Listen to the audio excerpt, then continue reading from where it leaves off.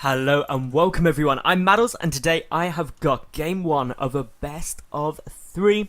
It's a bit of Protoss versus Zerg going to be coming up, and it's between two Grandmaster players, really some of the tip-top people in all of Europe, so I'm excited to be casting this. It should be very good. So, up in the top right position, we have got the blue Protoss player. It is Elfi. And his opponent down in the bottom left, it is the red Zerg. He is Nerchio. So this should be a pretty fun game. It's going to be on Daybreak, which is always an exciting map to cast on because it's been around for so long, it's slowly getting phased out.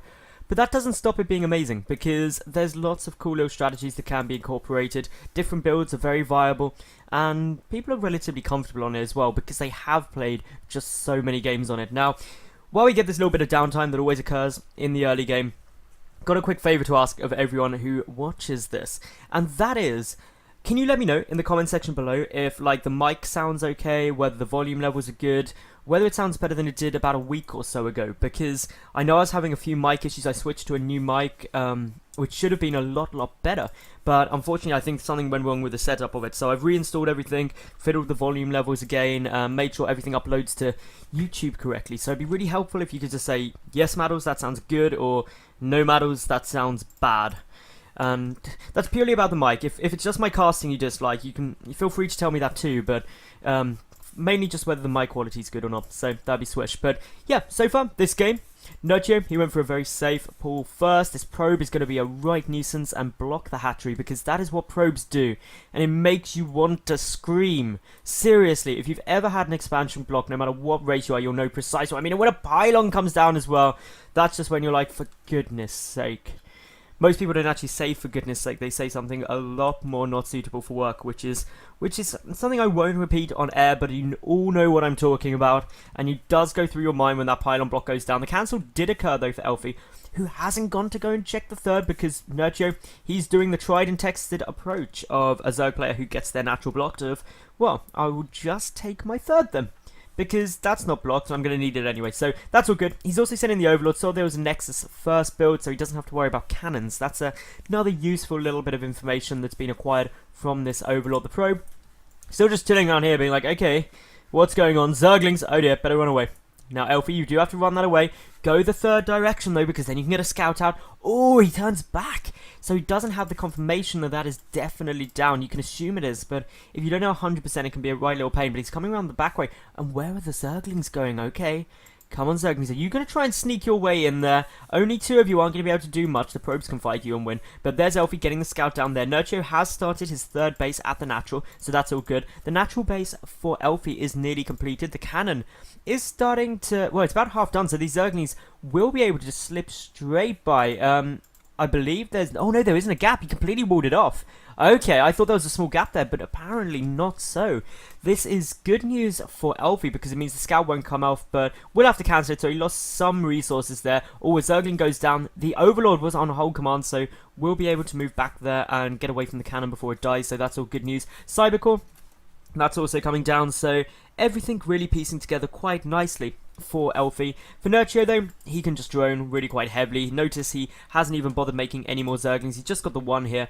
Best place to put this? Well, Nerchio's liking this watchtower. Another place I quite often like keeping a Zergling is just outside the natural base, especially anyone who finds playing Zerg, you get hit by unusual timings or you don't have the units to defend. Just leave a unit here, literally just to the edge outside of their vision, kind of around this area. You know if anything moves out, and therefore you should have enough lava to start making things to defend that. So always a good move to make, but of course Nerchio, he doesn't need to worry about that. He's got good Overlord spread around everywhere. He was holding a watchtower, but is now actually just using this Ling in order to get some scouting information to see if there's any proxy pylons hidden around the map. And that's always a really smart way to go, because proxies can be a right nuisance for you.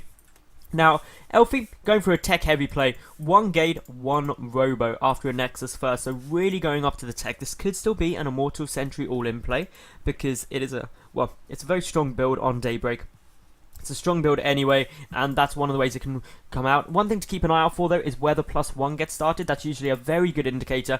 Now, the Mothership Core is going to help this Stalker in a good little bit of teamwork to pick off this Overlord. So, nice little play here from Elfi. This is going to be frustrating for Nerchio because it's going to temporarily supply block him for a good kind of 16-17 seconds, which may not sound like a huge amount, but it's going to be quite frustrating because he's got lava banked up, 3 on each of the hatcheries, so he can't actually start spending those yet, which is really a bit of a pain because it lowers his potential. But again, it's small things.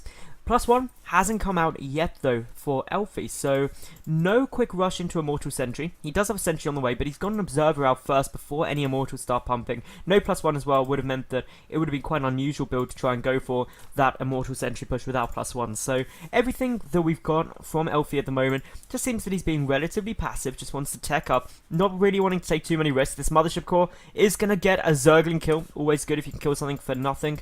Spore Crawlers are coming down at the 3rd, none of the main or natural though, so that does leave Nerchio slightly vulnerable in those positions, but he's got his lair on its way. He's got a couple of roaches filing their way out, but really this is a lot of roaches to deal with what is essentially one Stalker's worth of pressure. The Stalker does have to be careful though not to get caught out of position, will not get surrounded. Speed hasn't even been started yet for Nerchio, and that means that he's not going to be able to pick off that Stalker. No damage done really from this attack, but no damage taken either. I think only a couple of resources were lost there in terms of units being taken out, but the forcing of these roaches, which aren't going to be able to go and counterattack easily, actually means a lot more, because Nerchio's drone count is only at 60 and he's still pumping more roaches. That means that either 1, he's very worried about pressure coming in, or 2, he wants to go and try and apply some of his own pressure.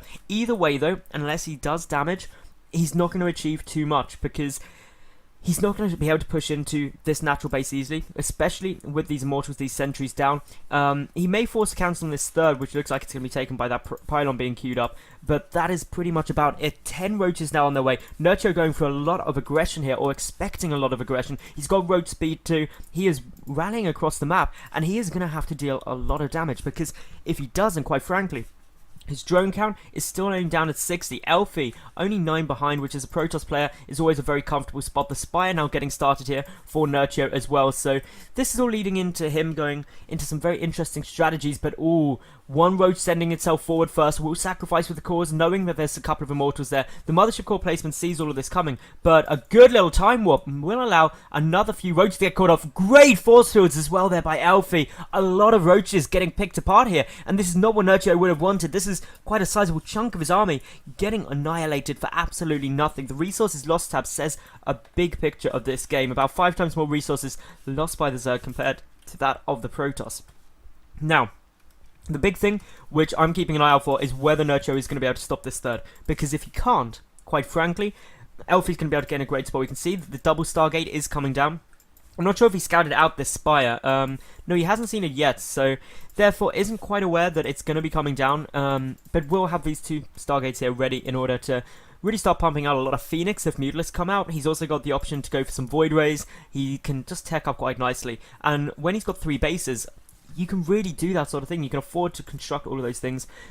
Nerchio, he's got about 800 resources, or 800 gas banked up, so he can get 8 straight away. Oh, was that spotted there? No, the Spire still not quite seen. Ever so close. The Mutalists are coming out, but Phoenix production has started nonetheless from Elfi, prepared for what could be coming. The roaches pushing into this 3rd. Those cannons getting annihilated. Where's the Protoss force to defend this? Elfi has got to keep this 3rd up. A small retreat goes down. A couple of roaches are staying in order just to try and kill a couple more probes. We'll waste a bit of mining time. Those force fields were a bit sporadic, not really doing too much there at all. The 4th and 5th base rather for Nerchio are on their way, and the first Mutalisk starting to hit the ground. The Phoenix count is not particularly high, only 1 of them. The 2nd Stargate is now starting to pump out double Phoenix. I don't know if these Mutalisks have been spotted. They very well may have been from that hallucinated Phoenix, but still, big push coming in here from Nerchio. He's about just under 70 supply ahead of his opponent, and there's not too much to defend against this. There are a couple of Immortals, but the anti-air is very limited. Only 4 Stalkers. That means these Mutalisks can have a good time, but the Phoenix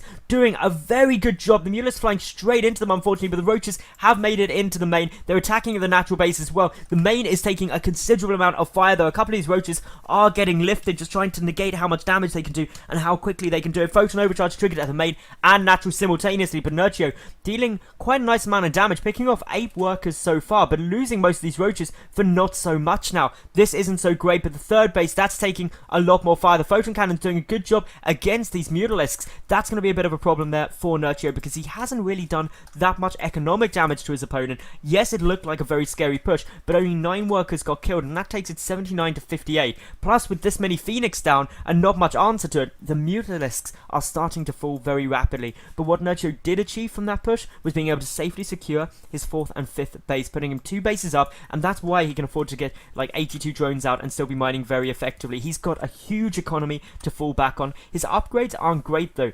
1-1, and that's +1 shields for the Protoss, up against no upgrades at all for Nerchio at the moment. He does have +1 flyer carapace on its way, but will it be enough? These Zerglings are doing some nice damage to the probes here. Nice little bit of hold commanding going on. Just making sure as many can get picked off as possible. And actually, more picked off from that run by than the last massive push in its entirety. So this is great news for Elfi because... Well, sorry, great news for Nerchio, because Elfi's now really struggling economically. Only 51 probes up against the 80 plus from Nerchio, who's added in a couple of Corruptors to his mix in order to deal with those Phoenix. Archons, though, they're coming down. Nerchio, he's trying to build up a good amount of static defense. He still has the supply advantage, but Elfi, he's starting to get a good upgrade advantage. Blink is now done. He's really piecing together all the things he'll want to deal with those Mutas. A couple of Archons thrown into the mixture too. Now, once you start getting those, it starts getting really nice. Of course, the problem is, though, the Phoenix will get countered by those Corruptors, so got to find a way to deal with those. A few Zerglings have managed to sneak their way back into the natural base. A couple more probes are even going to go down here. Very frustrating things to be happening. In the main, a whole flock of Mutalisks and Corruptors, they're all coming through, and as we can see, the Corruptors and Mutalisks actually dealing a surprising amount of damage. The Phoenix trying to come in here, but there's just a lot of Corruptors, and therefore they're going to get zoned out quite nicely. Photon Overcharge has been triggered. The Stalkers trying to blink forward to come in. At the same time, though, the Zerglings attacking into the third. Nerchio is just everywhere at once, and Elfi is trying to defend all of these places simultaneously. Of course, the Phoenix are coming in to do a nice little bit of harassment. They can decimate a drone line very quickly, just annihilating it with a couple of good lifts. With that many Phoenix, you can do it very efficiently. The number of Corruptors, though, is somewhat limited in its effectiveness because there aren't even any Colossi out on the field from Elfi, so they are only really there to deal with the Phoenix if they try and engage the Mutalisks. But of course, the Phoenix numbers still pretty damn high. The Archons and Blinkstalkers doing a good job against the Mutalisks alone. Plus, these Phoenix are still just keeping such great harassment potential. Notice how a good couple of Overlords are getting picked off here. Nerchio does have a few spare, only now just getting into the danger of actually losing some of the supply. An Oracle coming up to this top base, going to find very little there, though. Only a single drone, so not going to probably bother trying to take that out. More Overlords are getting taken out. The Corruptors are going straight up against the Phoenix, though, and doing a very good job of it. The Mutalisks coming up to try and deal with this Oracle, but of course that's opening up the center ground for Elfi to start moving in here. So very, very interesting play. The Mutalisks rather, going to come back for a bit of counter aggression. The Phoenix, only 4 of them remain, so they're not going to be able to deal with this huge flock of 27 mutas, and this natural is going to lose so many probes. This is an amazing attack by Nerchio, and as we can see, Elfi is completely out of position. He may even have to just go for the base race, hallucinating up some Colossi, but so many Spine Crawlers here just poking away magnificently at all of this. Still though, Corruptors, they're pushing in. The Mutalisks doing some nice damage, just engaging head up with these Stalkers. The 4th base, though, of Nerchio is starting to take a lot of fire. We see Elfi's managed to punch through, but he is down 80 supply on his opponent, and that is going to be the problem, because he's got to engage these Mutalisks at some time, and without the Phoenix, that could be really difficult. Yes, he's got the Archon, so if they clump up, it could be massive, but that is the concern. Will Nerchio be able to hold off this push? Because if he defeats this, he is in an amazing spot. Elfi's only got 26 probes behind, and here we go, the engagement coming in. The Mutalisks driving straight forward. The Blinkstalkers trying to deal as much damage as possible. The Phoenix getting annihilated. The Archons are all getting focused down too, very efficiently, very quickly. The Mutalisk count still up at 15 to 13 Stalkers. This is an incredibly close engagement. The Stalkers seem to be winning it, though. The Archon really helping with that extra damage against the Mutas, and Nerchio's Sky Army is getting destroyed. Suddenly now, Elfi's looking to be in a very good spot. Add in the fact that these Immortals have just charged forward and are just tearing apart everything. They've already killed the Natural Zealots are there. Things not looking good. Elfi, I think, will be able to now take this game, because Nerchio, while he annihilated the economy of his opponent, he just didn't have the means to go head up against this army. So great thinking by Elfi there, going for the base trade. He is doing a great job. The Blink Stalker is so effective against small numbers of Mutalisks. The Overlords are getting taken out as well. The third is still up, the fourth is still up, and the main is still there. But the Mutalisks seem to be deciding to go for the approach of, well, maybe I can just counterattack. But really, Elfi, he's just making sure that he pumps as much as possible. Huge supply block now for Nerchio, losing those Overlords. The third is taking huge amounts of damage as well. The Queen's getting taken out, a couple of Mutalisks popping. But with more Archons on their way in, with more Stalkers on their way in, it's not looking too good. And of course, Mutas, in a straight-up base race situation, never fare too well because their damage output just isn't quite high enough. This Archon is going toe-to-toe with some of these Mutas, just managing to survive with 7 health. The fifth base is now getting taken out at the top of this map, and Elfi is looking to be in a very good spot. He's taken out pretty much everything. Drones are coming over to the other side of the map, but Nerchio, while he's picking up these probes, he just can't win a base race against a whole heap of Immortals, because their damage against the buildings is just so insanely high that he wouldn't be able to win it. His only hope now, really, is to engage these Stalkers wherever he can pick some off while keeping the Mutalisks up. The Muta count is at 12, up against 10 Stalkers, and that Archon. The Archon is going to help, but Nerchio knows now he's not going to be able to do it, and GG goes down, and game number 1 will go to Elfi. So, that was game 1, ladies and gentlemen. If you enjoyed it, make sure you like the video, leave a cool comment, and of course subscribe. Then, I'll see you at game number 2, which you can find on my channel. So, flick over there, and I'll catch you there in a second.